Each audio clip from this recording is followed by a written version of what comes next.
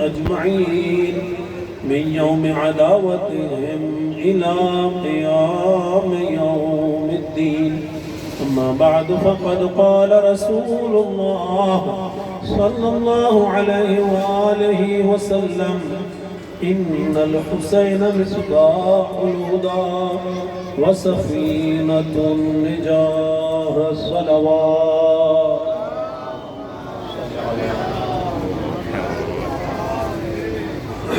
دعا گو ہوں خالق کائنات ہماری اس عبادت کو اپنی بارگاہ میں قبول و منظور فرمائے۔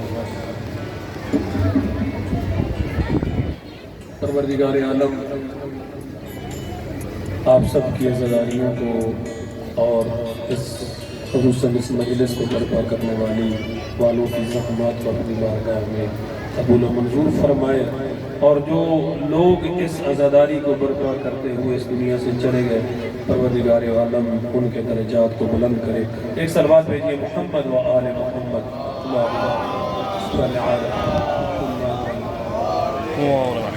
بہت ہی محدود اور مختصر وقت میں نے جو بات گزشتہ مجلس کے بڑے گھر میں کی تھی، اسی کو آگے بڑھاتے ہوئے وہاں پہ عرض کیا تھا کہ عزاداری کا ایک جسم ہے، ایک روح ہے۔ حسین کیسے کشتی نجات ہے، کیسے ہدایت کا چراغ ہے کہ آج بھی یہ چراغ روشن ہے، آج بھی سفینہ ہدایت موجود ہے۔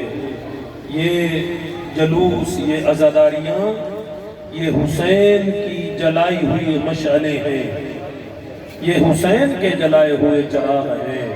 یہ ہم جو عزاداری کرتے ہیں نا، میرے سنی شیعہ سارے محبان حسین، مولا حسین کے عزادار، یہ اس عزاداری کا ایک جسم ہے اور ایک روح ہے۔ گزشتہ مجلس میں عرض کیا، یہ سارے، یہ علم، یہ پرچم، یہ شبیہیں، یہ ہمیں یاد دلانے کے لیے ہیں۔ ہم ان کی پوجا نہیں کرتے، ہم ان کے ذریعے سے، علم کے ذریعے سے مولا عباس کی وفا کو یاد کرتے ہیں۔ ہم جھولے کے ذریعے سے علی اصغر کی قربانی کو یاد کرتے ہیں۔ ہم ذوالجناح سجا کے یہ بتاتے ہیں اگر کوئی جانور گھوڑا بھی ہو حسین سے وفا کرے تو ہم اس کا بھی احترام کرتے ہیں، احترام اس کا کرتے ہیں، مولا حسین کی یاد مناتے ہیں۔ لیکن یہ ہے جسم عزاداری، روح عزاداری یہ ہے، روح عزاداری یہ ہے کہ جس طرح سے مولا حسین نے ظلم کے خلاف قیام کیا، جس طرح سے مولا حسین نے وقت کے یزید کے ہاتھوں میں ہاتھ نہیں دیا، سرداد نداد دست در دست یزید حقا کے بنا الہ الہ است حسین، جس طرح سے مولا حسین نے اپنا ہاتھ یزید کے ہاتھ میں نہیں دیا، لا الہ کی لاج رکھی، کلمہ توحید کو بلند کیا۔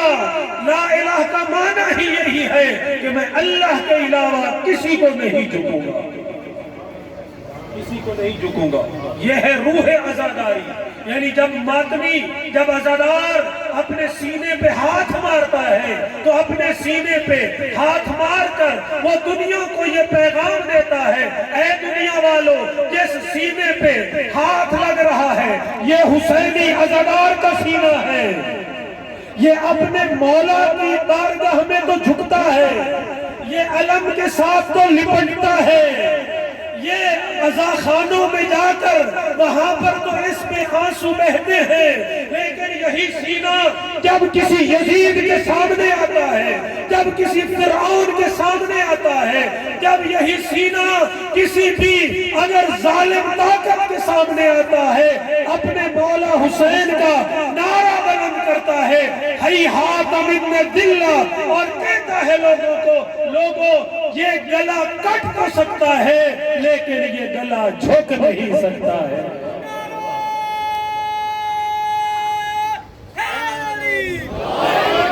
یہ جھک نہیں سکتا، یہ کٹ تو سکتا ہے، یہ جھک نہیں سکتا۔ آئے مولا کا ایک فرمان سارے سنی شیعہ عزیزوں کو، سب محبوں کو نظر کرتا ہوں، ہدیہ کرتا ہوں۔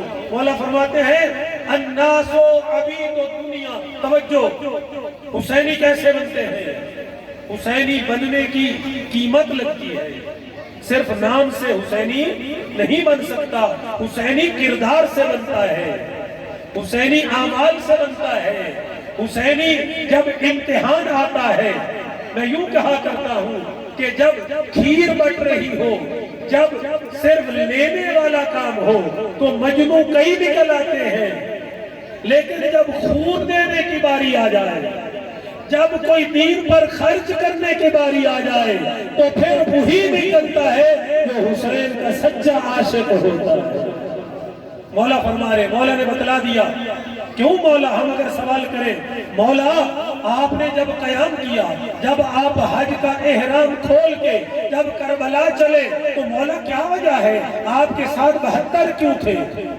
ہزاروں لاکھوں مسلمان تھے، حجیں کر رہے تھے، نمازیں پڑھ رہے تھے، سب کچھ کر رہے تھے، لیکن مولا آپ کے ساتھ 72 کیوں نکلے؟ تو مولا جواب دیں گے الناس عبید الدنیا۔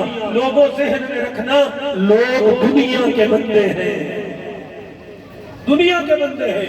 وَالدِّينُ لَعِقٌ عَلَىٰ أَلْسِنَتِهِمْ، اور دین ان کی زبانوں پہ تو ہے، زبانوں کا چٹخارا تو ہے، اپنے آپ کو بڑا مسلمان کہیں گے، بڑا مومن کہیں گے، بڑا موالی کہیں گے، اپنے بارے میں بڑے بڑے دعوے کریں گے۔ مولا فرماتے ہیں یحیطون، اب اس وقت تک دین کے گرد گھومتے ہیں کہ جب تک ان کی زندگی کا سر و سامان ہو، اور جب بلاؤں میں، جب آزمائش میں، جب امتحان میں ڈالے جائیں، مولا فرما رہے قلت دیانون، تو پھر یاد رکھنا دیندار تھوڑے ہی نکلتے ہیں۔ یعنی یوں کہوں کہ جب مفاد کا وقت ہو، جب فائدے کا وقت ہے تو ہر کوئی ہے مومن، ہر کوئی ہے دیندار، ہر کوئی ہے حسینی، ہر کوئی ہے مسلمان، ہر کوئی ہے مومن۔ لیکن مولا فرما رہے ہیں کہ جب امتحان آتا ہے، جب آزمائش آتی ہے، جب دین کچھ مانگتا ہے، جب جان قربان کرنے کی باری آتی ہے تو حبیب جیسے تھوڑے ہی نکلتے ہیں۔ آپ یہاں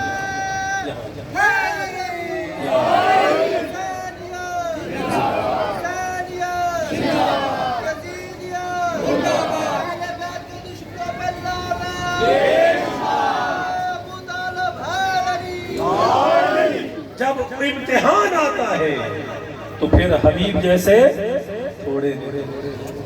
عزیزوں آئیں ہم حبیب، یہ زندگی ختم ہو جائے سب کے لیے میرا پیغام، کیونکہ وقت یہاں پر مختصر ہی ہوتا ہے کہ آئیں، یہ زندگی ختم ہونی ہے، ہم سب نے اس دنیا سے جانا ہے، کوئی ہمیشہ کی زندگی لے کر نہیں آیا۔ دابل خزائی کا یہ شعر ہے کہ جو اس نے زبان حال سے مولا حسین کی طرف سے یہ پڑھا ہے، دابل خزائی میرے مولا امام رضا علیہ السلام کا ذاکر ہے، یہ وہ ذاکر ہے کہ جس کی مولا نے تعین کی ہے۔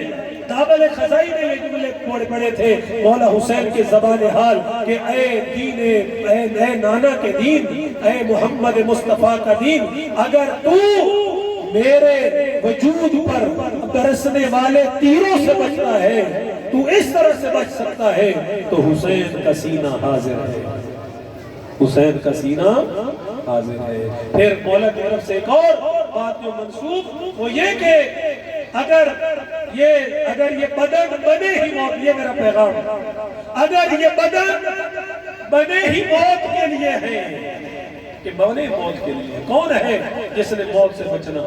تو مولا فرما رہے ہیں کیا بہتر نہیں ہے کہ اس بدن کو اللہ کے راستے میں خرچ کر دیا جائے، اس کو حسینی راستے میں صرف کیا جائے؟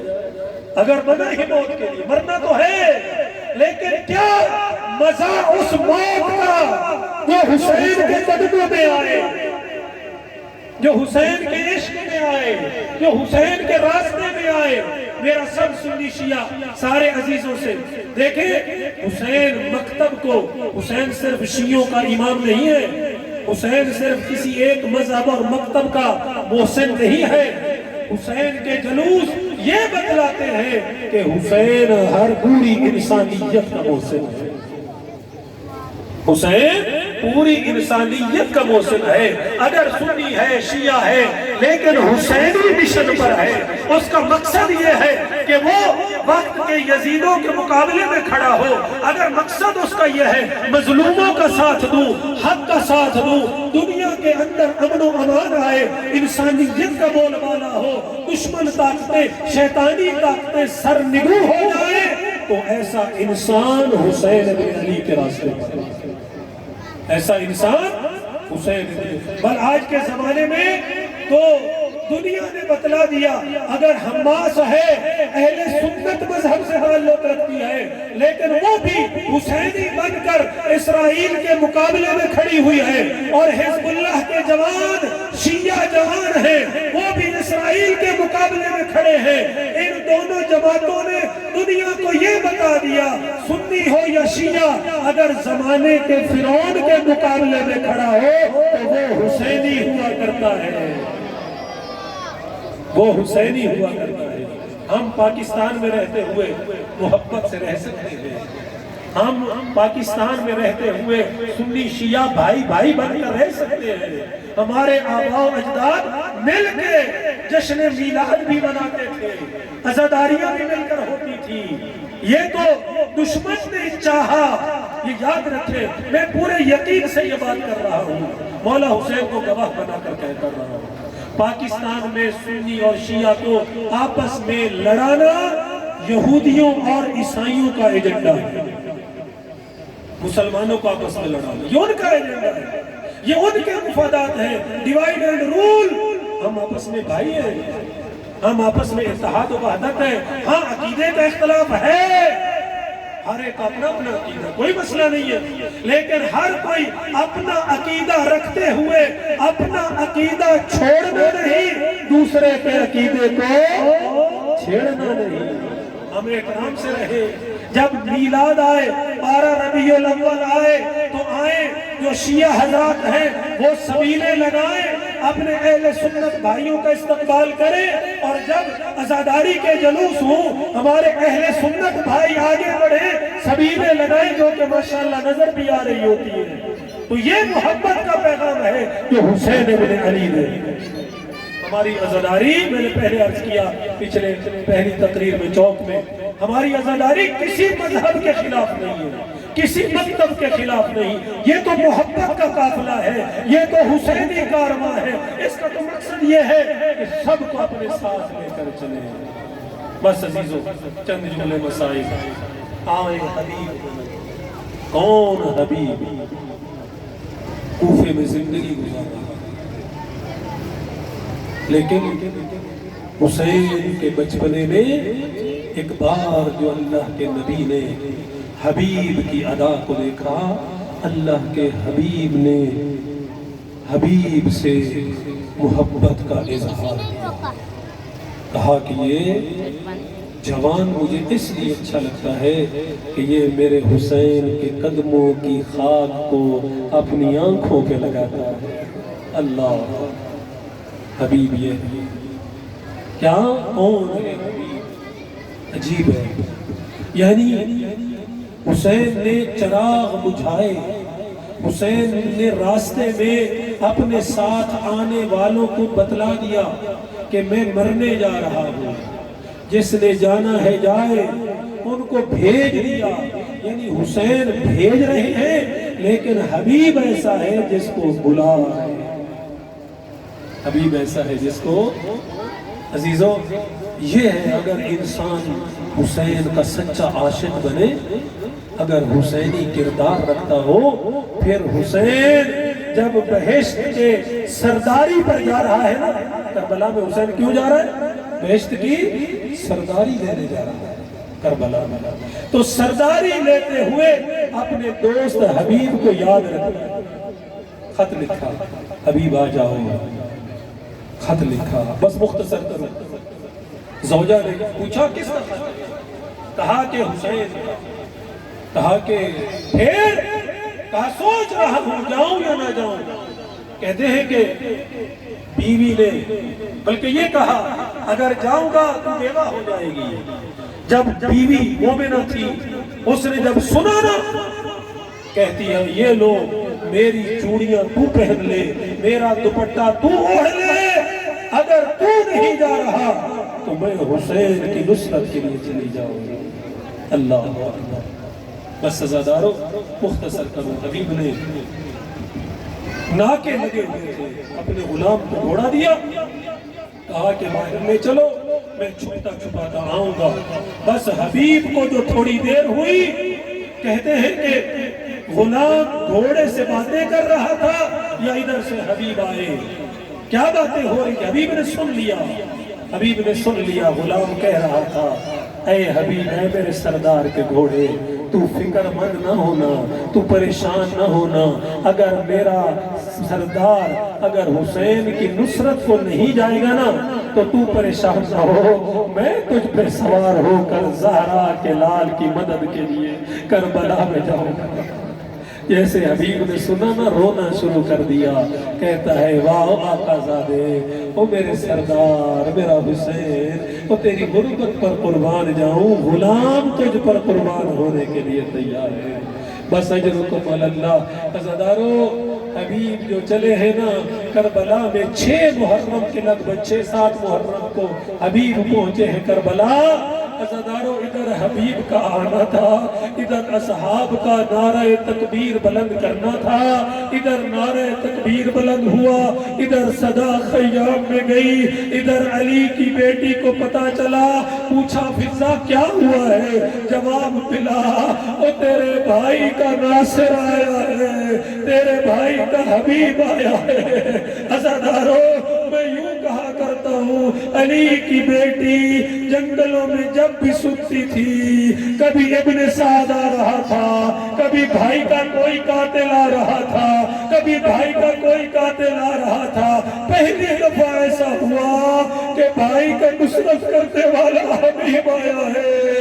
میں کہوں گا دکھیا بہن کے دل کے زخم اس طرح منتقل ہو گئے، خوش ہو کر جب سلام بھیجا ہے نا حبیب کو، حبیب ابھی گھوڑے پہ تھا، یا ادھر فضا نے بی بی زینب کا سلام جو بھیجا، حبیب گھوڑے پہ سنبھل نہ سکا، گھوڑے سے زمین پر آیا اور کہتا ہے ہائے تیری غربت علی کی بیٹی، اور تیری غربت پہ قربان جاؤں، تو دشت زینوا میں اتنی غریب ہو گئی اور غلاموں کو سلام کہہ رہی ہے، اور ہم تو تیرے غلام ہیں۔